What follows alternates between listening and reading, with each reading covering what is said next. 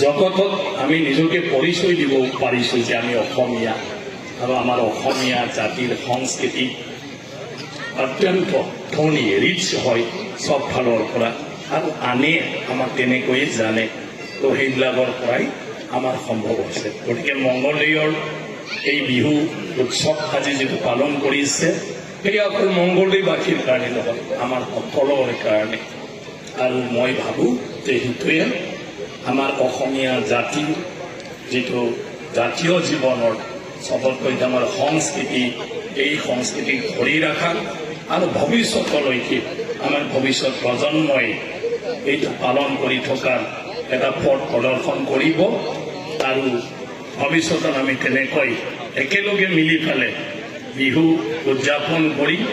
আৰু আমাৰ মাজতো মিলা প্ৰীতিৰে নিজৰ নিজৰ ভাৱবিলাক আদান প্ৰদান কৰাৰ সুযোগটো পাব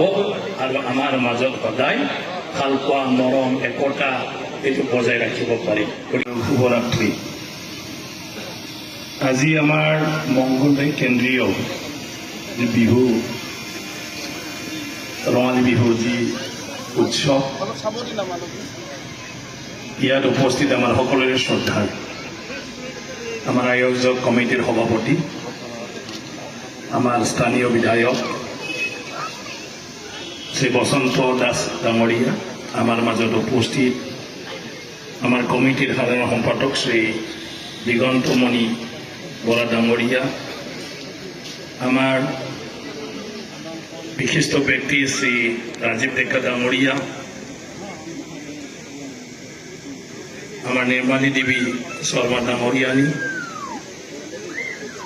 ডক্টৰ ৰূপক মহন্ত ডাঙৰিয়া আৰু সকলো আমাৰ মংগলদৈৰ বিশিষ্ট ব্যক্তিসকল আজিৰ এই বিহুত প্ৰতিযোগিতা কৰিবলৈ অহা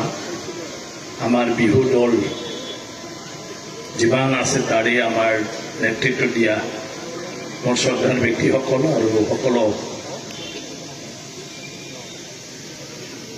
আমাৰ সদস্য আৰু ইয়াত উপভোগ কৰিবলৈ অহা আমাৰ বিহু নাচ বিহু কম্পিটিশ্যন আৰু আমাৰ জাতীয় সংস্কৃতি আমাৰ সকলো ইয়াত উপস্থিত শ্ৰদ্ধাৰ ৰাইজ তো মোৰ কাৰণে সৌভাগ্য আজি প্ৰথম মংগলদৈত বিহু চাবলৈ আহিছোঁ আৰু বসন্ত দাই মোক বাৰে বাৰে আমন্ত্ৰণ জনালে যে আহিবই লাগিব আৰু কোনো ৰকম সময় আজি মিলি গ'ল আৰু হিচাপে আহি পালোঁ আৰু মই নিজকে সৌভাগ্য মানিছোঁ আমাৰ জাতীয় উৎসৱ এই বিহুটো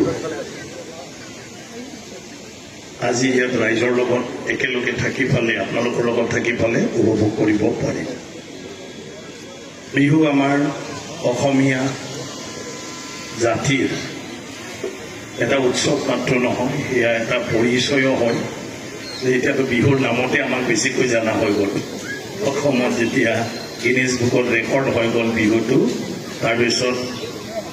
অসমীয়া মানে বিহু অসম মানে বিহু আৰু বিহু মানে আমি গতিকে বিহু আমাৰ জীৱনৰ লগত সদায় আছে আৰু এই আমাৰ সংস্কৃতি আমি বজাই ৰাখিব লাগে আৰু বজাই ৰাখিব লাগিলে বিহু উৎসৱটো পালন কৰিব লাগিব আৰু বিহু উৎসৱৰ মাজেদি আমাৰ যিটো জাতীয় সংস্কৃতি আজি মানে কি কয় আপোনাৰ চলি আহি আছে যে বিহুটো আমি ৰাজহুৱা মানে মঞ্চলৈকে চতালৰ পৰা আনি আমি ৰাজহুৱা মঞ্চলৈকে বা ৰাজহুৱা পথাৰলৈকে আমি আনি ফালে তেনেকুৱা ধৰণৰ আয়োজন কৰি ফালে সকলোৱে মিলি বিহু মাৰা এনেতো গাঁৱে গাঁৱে বিহু মাৰা আমাৰ সংস্কৃতি চবৰ ঘৰত যাব লাগে এয়া আমাৰ একতাৰ প্ৰতীক যে বিহুৰ সময়ত সৰু নাই ডাঙৰ নাই চবে সমান আমি বিহু মাৰিব গ'লে গাঁওখনত দুখীয়া গৰীবৰ কথা আমি কোনেও নাভাবোঁ যে প্ৰত্যেকটা পৰিয়ালৰ ঘৰত পাওক নাপাওক তাত বিহু আমি মাৰোঁ আৰু তাতে যি আছে পৰিয়ালে কিবা এটা দিয়ে আৰু বিহুৰ আমাৰ নিয়মটো সেইটোৱে গতিকে সেই বিহুৰে আমাৰ জাতিৰ যেটো নিজৰ মাজত ভাল পোৱা মৰম সমান যিবোৰ আমাৰ ভাৱ সেইটো আমাক উদঙাই দিয়ে মানে সেইটোৰ পৰাই আনক উদঙাই দিয়ে আমাৰ জাতিৰ মানে স্বভাৱটো সেইটোৱেই পৰিচয় অসমীয়া জাতিৰ যে আমাৰ যে কোনো শ্ৰেণী নাই আমি সবকে সমান বুলি লওঁ আমাৰ সমাজখনক বিহুত সেইটো আমি বিশেষ কৰি দেখিবলৈ পাওঁ আৰু বিহুত আমি সেইটো দেখুৱাওঁ সবৰ লগত আপোন বিহুত যিয়ে যি নহওক কেতিয়াবা কাৰোবাৰ লগত যদি অলপ মনোমালিন্য হৈছে বেয়া পোৱা হৈছে কাজিয়া হৈছে সেইটো আমি বিহুৰ সময়ত সব বাদ দি দিওঁ আৰু বিহুৰ দিনৰ পৰাই নতুন এটা চিন্তাৰে নতুন জীৱন আমি আৰম্ভ কৰিবলৈ চেষ্টা কৰোঁ প্ৰকৃতিৰ লগত বাস কৰা অসমীয়া জাতিটোৱে প্ৰকৃতিৰ লগত সম্পৰ্কীয় এই সময়টো মানে এটা উৎসৱ হিচাপে পালন কৰি আহিছে আৰু ইয়াতে আমাৰ সমাজ ব্যৱস্থাটো মানে ফুটি উঠিছে আমাৰ সমাজ ব্যৱস্থা ধৰ্ম ৰীতি নীতি সমাজৰ গোটেইটো এই বিহু আমি পালন কৰোঁ গৰু বিহুৰ পৰা আৰম্ভ কৰি মানুহ বিহু আমি সেইবোৰ নাম ৰখা হৈছে বিহু বিহুৱেই হয় তাত গৰু বিহু মানুহ বিহু বুলি নাই কিন্তু আজিৰ দিনটোত যিহেতু আমি চবকৈ বিশ্লেষণ কৰোঁ তাৰ কাৰণে বিহুত আমি যিবোৰ কৰোঁ সেইটো আমি নাম ৰখা হৈছে যে বিহু প্ৰথম গৰুক আমি গা ধুৱাওঁ গৰুক আমি পূজা কৰোঁ আমি ঈশ্বৰক প্ৰাৰ্থনা কৰোঁ সদায় যেন আমাৰ জীৱনটোত গৰুৰ আকাল নহওক গৰুৰ সহায় সদায় পাওঁ গৰুৰ দ্বাৰাই খেতি বাতি যিধৰণে কৰি আমি জীৱন যাপন ধুনীয়াকৈ কৰিব পাৰিছোঁ সেয়া যেন সদায় হৈ থাকক গৰুক আমি ধন্যবাদ জনাওঁ যে আমাক হাল টানি টানি আমাক খেতি কৰাত সহায় কৰাৰ কাৰণে গাখীৰ আমাক দিয়াৰ কাৰণে গৰু গোটেইটো মানৱ জীৱনটোত মানে আমাক উপকাৰ কৰা বস্তু হয় গৰু গতিকে সেই গৰুজনক বা সেই গৰুক আমি পূজা কৰোঁ আজি ভাৰতীয় মানুহৰ কাৰণে আৰু বিশেষ কৰি হিন্দু ধৰ্মীয় লোকসকলৰ কাৰণে গৰুক আমি মা হিচাপে ঈশ্বৰ হিচাপে পূজা কৰোঁ আৰু অসমীয়া জাতিটোৱে গৰুক যি ধৰণে বিহুত সন্মান দিয়া হয় পৃথিৱীৰ কত তেনেকুৱা দিয়া নহয় যে আমি প্ৰত্যেকজনে বা প্ৰত্যেকটা পৰিয়ালে আমি বিহুৰ সময়ত গৰুক গা ধুৱাওঁ গৰুক অলপ মেকআপ কৰি দিওঁ গৰুক অলপ আমি সেৱা কৰোঁ গৰুক আমি খাবলৈ দিওঁ গৰুক আমি পূজা কৰোঁ সেৱা কৰোঁ চব কিন্তু কাৰো সংস্কৃতিত এইটো নাই কিন্তু আমাৰ অসমত এই সংস্কৃতিটো আছে তেতিয়াহ'লে আমি কিমান জড়িত আমাৰ সনাতন ধৰ্ম ৰীতি নীতি এই সংস্কৃতিৰ লগত এইটো সেই বিহুৱে আমাক প্ৰমাণ কৰে ইয়াৰ পিছত ডাঙৰসকলৰ পৰাই আমি চব জ্ঞান পাওঁ আগৰ দিনত আৰু ডিগ্ৰীধাৰী ইউনিভাৰ্চিটি স্কুল কলেজ নাছিলে গতিকে যিয়ে আগত জন্ম পাইছে সিয়ে এই জগতখনৰ বিষয়ে সমাজখনৰ বিষয়ে প্ৰকৃতিৰ বিষয়ে বেছি জানা মানুহ গতিকে আমি ডাঙৰক সেৱা কৰোঁ ডাঙৰৰ আশীৰ্বাদ লওঁ কাৰণ এই ডাঙৰসকল নহ'লে আমি একোৱেই নাজানিলেও হয় গতিকে পৃথিৱীত কেতিয়া আকাল হয় কেতিয়া আপদ আহে কেতিয়া সেইবোৰ কেনেকুৱা ধৰণৰ যুঁজিব লাগে এইবোৰ বিষয়ে ডাঙৰসকলে আমাক শিক্ষা দিয়ে জনায় নহ'লে ধুমুহা কি ভূমিকম্প কি বানপানী কি বৰদৈচিলা কি বজ্ৰপাত কি খেতি কেতিয়া কৰিব লাগে কোনটো বতৰত কোনটো খেতি কৰিব লাগে বিধান কেনেকুৱা আমি যত্ন ল'ব লাগে আৰু কেনেকুৱাকৈ আমি খেতি কৰিব লাগে এইবোৰ আমাতকৈ ডাঙৰসকলে আমাক জ্ঞান দিয়ে আমাক জানে তাৰ কাৰণে আমি বিহুত ডাঙৰসকলক সন্মান দিওঁ শ্ৰদ্ধা দিওঁ গুৰু হিচাপে মানো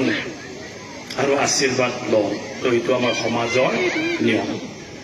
তাৰপিছত পূজা অৰ্চনা ঈশ্বৰক যেনেকৈ আমাক ৰাখি আহিছে এনেকুৱা ভৱিষ্যতো যেন ভালে ভালে ৰাখি থাকে আমাৰ জীৱন যেন সদায় সুখেৰে যায় আমাৰ যেন কোনো আকাল নহয় অভাৱ নহয় এই বছৰো আমি যিয়ে খেতি নকৰক সব যাতে ভালে ভালে হয় গোটেইটো প্ৰকৃতিত যিমান যিখিনি গছ গছনি আছে সেইবোৰো যাতে ফুল ফুলে ফল দিয়ে আৰু মানুহৰ লগতে জীৱ জন্তু পশু পক্ষী সবে যাতে জীয়াই থাকিব পাৰে তাৰ কাৰণে পূজা অৰ্চনা কৰে আৰু তাৰপিছত নিজৰ মাজত নাচি বাগি হুঁচৰি গাই ঘৰে ঘৰে বিহু মাৰা হয় আৰু সেইটোকে আমি আজি মঞ্চলৈ অনা হৈ গ'ল যে বিহু ঘৰে ঘৰে মাৰিছিল আজি ইয়াতে মাৰিব আৰু কম্পিটিশ্যন আৰু যেতিয়া কম্পিটিশ্যনৰ কথা আহে তেতিয়া বিহু মাৰিবৰ কাৰণে নতুন নতুন গান ৰচনা হয় বাদ্যযন্ত্ৰবিলাক আমি ভালকৈ বজাবলৈ শিকোঁ তো ভালতকৈ ভাল আমাৰ প্ৰেক্টিছ হয় কম্পিটিশ্যন যেতিয়া হয় আৰু আমাৰ সংস্কৃতিটো সবতকৈ ভালদৰে আমি কেনেকৈ প্ৰদৰ্শন কৰিব পাৰোঁ তাৰ কাৰণে প্ৰচেষ্টা চলোৱা হয় আৰু সেইটোৰ কাৰণে আজি জগতত আমি নিজকে পৰিচয় দিব পাৰিছোঁ যে আমি অসমীয়া আৰু আমাৰ অসমীয়া জাতিৰ সংস্কৃতি অত্যন্ত ধনী ৰিচ হয় সব ফালৰ পৰা আৰু আনে আমাক তেনেকৈয়ে জানে তো সেইবিলাকৰ পৰাই আমাৰ সম্ভৱ হৈছে গতিকে মংগলদৈৰ এই বিহু উৎসৱ আজি যিটো পালন কৰিছে সেয়া অকল মংগলদৈবাসীৰ কাৰণে নহয় আমাৰ সকলোৰে কাৰণে আৰু মই ভাবোঁ যে সেইটোৱে আমাৰ অসমীয়া জাতিৰ যিটো জাতীয় জীৱনৰ সবতকৈ আমাৰ সংস্কৃতি এই সংস্কৃতিক ধৰি ৰখা আৰু ভৱিষ্যতলৈকে আমাৰ ভৱিষ্যত প্ৰজন্মই এইটো পালন কৰি থকাৰ এটা পথ প্ৰদৰ্শন কৰিব আৰু ভৱিষ্যতত আমি তেনেকৈ একেলগে মিলি পেলাই বিহু উদযাপন কৰি আৰু আমাৰ মাজতো মিলা প্ৰীতিৰে নিজৰ নিজৰ ভাৱবিলাক আদান প্ৰদান কৰাৰ সুযোগটো পাব আৰু আমাৰ মাজত সদায় ভালপোৱা মৰম একতা এইটো বজাই ৰাখিব পাৰিম গতিকে ঈশ্বৰে আমাক সদায় এনেকৈ ৰাখক এইখিনিকে কৈ সকলোকে